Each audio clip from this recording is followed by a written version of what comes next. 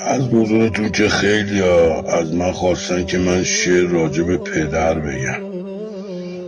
من شعر راجع به پدر زیاد بلدم ولی دوست ندارم بگم، چون یاد پدر خودم میفته. یادم میفته جبهه بودم، بابا اومد تو جبهه. گفتم بابا چرا اینجا اومدی؟ گفت مگه خونه من از خونه تو رنگین تره؟ یا بیا بریم یا منم نمیرم.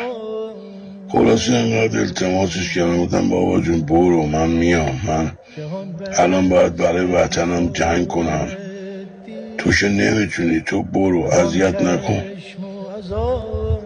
بابام گفت پس یه پیرنت بده من ببرم بکنم. پیرن منو از من گرفت و اومد.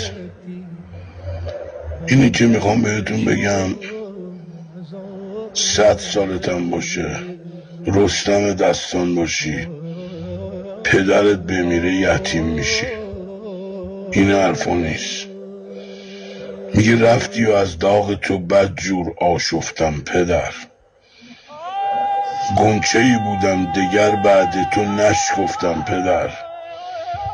کاش جانم را به جای تو طلب میکرد اجل، من به جای تو به قرآن میپذیرفتم پدر.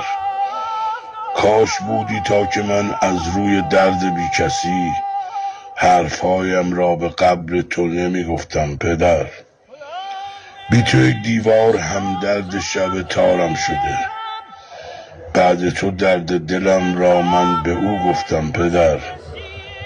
با تو طوفان از پس من بر نمی آمد، ولی بعد تو با یک تلنگر ساده می افتم پدر. پدر نباشه آدم یتیم میشه.